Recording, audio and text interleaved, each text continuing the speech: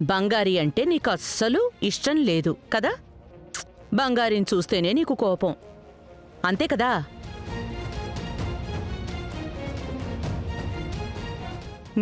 చెప్పు రవి. అలాంటిదేం లేదు, కానీ నాకు బంగారి అంటే ఇష్టం లేదు, అంతే. ఇష్టం లేని అమ్మాయి గురించి నిన్న వీధులంతా వెతికి వెతికి తిరిగావా? కంగారు పడ్డావా? రవి, నిన్ను నువ్వు మోసం చేసుకుంటున్నట్టు, ఊరిని మోసం చేస్తున్నట్టు నన్ను మోసం చేయగలవని అనుకోకు. నేను నిన్ను పెంచిందాన్ని. నువ్వు ఎప్పుడు ఏం ఆలోచిస్తావో నాకు బాగా తెలుసు. నీ మైండ్ ఎలా రన్ అవుతుందో కూడా నాకు క్లియర్గా తెలుసు. ఏంటి జాను కొత్త కొత్తగా కథలు చెప్తున్నావు? నేను నిన్న కంగారు పడ్డానా? నువ్వు చూసావా? మరి పడలేదా? ఏడవడం కూడా అయ్యుంటుంది. నాకు తెలీదా?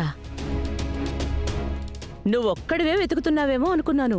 జాను, నేను క్లియర్గా చెప్తున్నాను, నిన్న బంగారికి బదులు మన ఇంట్లో వేరే ఏ అమ్మాయి కనిపించకుండా పోయినా నేను ఇలాగే ఏడ్చి వెతుకుంటాను.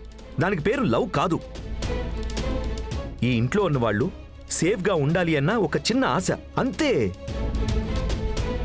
ఇదిగో చూడు జాను, నేను బంగారిని లవ్ చేయలేదు. తను నా భార్యనా? బుల్షిట్.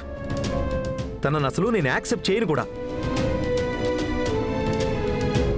నీకు నువ్వు ఏదో ఊహించేసుకోవద్దు జాను. ఇది క్లియర్ కట్గా నీతో చెప్పటానికి నేను ఇక్కడికి వచ్చాను. దీనికి మించి మమ్మల్ని కలపడానికి ఏ డ్రామాలు చేయొద్దు ప్లీజ్. అది ఏది వర్కౌట్ అవదు.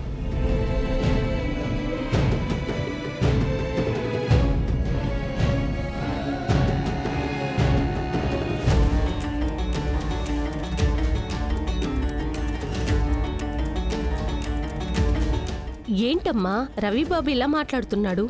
రవి అంతే, ఒప్పుకోనే ఒప్పుకోడు. ఈగో అడ్డొస్తుంది. బంగారి కనబడట్లేదని వాడు వెతికిన దానికి కారణం పాపం ప్రేమ మాత్రమేమని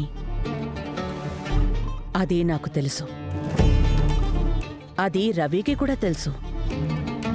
కానీ అది లేదు లేదు అని అందరికీ ప్రూవ్ చేయడానికి ట్రై చేస్తున్నాడు. మనల్ని నమ్మించాలని చూస్తున్నాడు. మనం అనుకుంటున్నట్టు రవి మనసు మార్చటం అంటే అంత తేలిక కాదు మణి. కొంచెం కష్టపడాలి. అయినా కూడా బంగారియే గెలుస్తుంది. నాకా నమ్మకం ఉంది.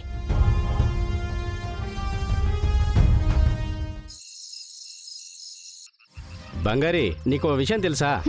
బావ నీకు తనకి మధ్య లవ్వు లేదు ఏం లేదని చెప్పి అందరికీ చెప్పుకుంటూ తిరుగుతున్నాడు. కానీ చెప్పిన తంతులన్నీ చెప్పినట్టు చేస్తున్నాడు. నిన్నెత్తుకొని కొండెక్క అంటే ఎక్కేశాడు. ఏంటి మీ ఇద్దరి మధ్య ఇప్పుడు లవ్ నడుస్తుంది కదా? అబ్బా నువ్వు ఒకడు వికేడి. ఊరుకోండి సిస్టర్, కవర్ చేసుకోకండి. బాబా మొదట్లో కొంచెం మొండికేస్తూ ఉన్నాడు, కానీ మీరు కొంచెం కొంచెంగా బాబా మనసు మార్చి మీ దారిలోకి తెచ్చుకున్నట్టున్నారే. నిజంగా అలాంటిదేం లేదు శేషు. ఆయనకి నా మీద ఇంకా కోపం అలాగే ఉంది. ఇదిగో చూడు బంగారి, నీకు అర్థం కాలేదు. అదంతా యాక్టింగ్.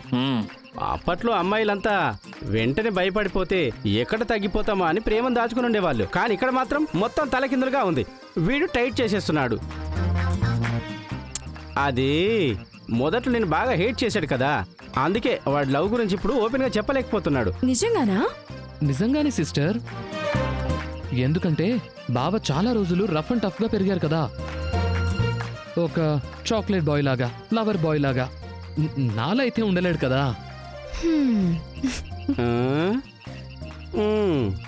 ఏంటమ్మా నైస్ గా గ్యాప్ లో నాలాగా యాక్టింగ్ చేస్తున్నావు? మరి ఓ, అంటే ఇప్పుడు నువ్వు లవర్ బాయ్. లవర్ బాయ్ లా ఉండడానికి నేను ట్రై చేస్తున్నాను.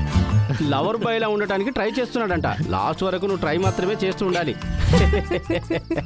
ఇదిగో బంగారి, మొదట్లో రవి ఏమీ పట్టించుకోకుండానే ఉన్నాడు. టైం అయ్యే కొద్దీ నువ్వు కనపడపోయేసరికి వాడు ఎంత కంగారు పడ్డాడో చూడు. నిజంగానే ఒక హస్బెండ్ తన భార్య కనపడకపోతే ఎలా వెతుకుతాడో అలా ఆగే వెతికాడు. నిజంగానే వాడు వణికిపోయాడు అనుకో బంగారి. అవును సిస్టర్, నాకు బావని చూసి ఏంట్రా అయ్యనా గమ్మునే ఉన్నారు అని కోపం వచ్చింది. ఏంట్రా అయ్యనా వైఫ్ కనపడడం లేదని చెప్తే కూడా ఇలా రాయిలా ఉన్నాడే అని ఇరిటేట్ అయిపోయాను. ఒక్కానికి ఊరికే చెప్పకూడదు సిస్టర్. నిజంగా వణికిపోయాడు తెలుసా? అంత లవ్ ఉంది సిస్టర్ మీ మీద. అది లవ్వా కాదా అని నాకు తెలీదు, కానీ నేను కనబడ్డం లేదని తెలిసినప్పుడు పోతే పోనీలే అని గమ్మునే ఉండకుండా నన్ను వెతికారు కదా, అక్కడి వరకు నాకు సంతోషం. ఆయన మనసులో ఏదో ఒక మూలలో నేనున్నానని నాకు నమ్మకం వచ్చింది. బంగారి, ఏదో మూలన కాదు, వాడి మనసులో మొత్తం నువ్వు మాత్రమే ఉన్నావు. వాడు ఎలా చెప్పాలో తెలియక లోపల పెట్టుకున్నాడు అంతే. ఒకరోజు ఆ లవ్ డమాల్ మన బయటకు వస్తుంది చూడు, అప్పుడు ఉంటుంది పండగ. అదే కదరా. మీనా, నీ కొడుకు పరిస్థితి ఏమైనా బాగుందా? నువ్వు అసలు పట్టించుకుంటున్నావా లేదా? ఏమైందన్నయ్య? ఏం చేస్తున్నాడు? ఇప్పుడు తాగడం కూడా తగ్గించేశాడు. బయట కూడా ఎక్కువ తిరగటం లేదే. నేను చెప్పట్లేదు. మరి బంగారి మీద అత్తయ్య ఎంతగానో ప్రేమ పెంచుకుంది. ఆవిడ వెతకడానికి వెళ్ళిందంటే ఒక అర్థం ఉంది. కానీ వీడికి బంగారి అంటే అసలు ఇష్టం లేదు కదా. మరి ఎందుకు వీడెళ్ళి రోడ్లన్నీ వెతుకుతున్నాడు, ఫీల్ అవుతున్నాడు? తను కనపడలేదంటే వీడ పోయిందనుకుని ఊరుకుని ఉండకుండా ఏంటిదంతా? అలా ఎలా ఉంటాడన్నయ్య? వాడి మనసులోనూ కొంచెం కంగారు అనేది ఉంటుంది కదా. వాడు నా కొడుకన్నయ్య. కంగారు పడాలి అంటే ఎవరి కోసం కంగారు పడాలి అనేది ఒకటి ఉంటుంది మీనా. తనను చూస్తేనే అసహ్యం అంటాడు, తనతో అసలు ఉండలేను అంటాడు. కానీ తను కనబడకపోతే అప్పుడు కంగారు ఎక్కడి నుండి వచ్చింది? వాడు చెప్పేది ఒకటి చేసేది వేరేలా ఉంది మీనా.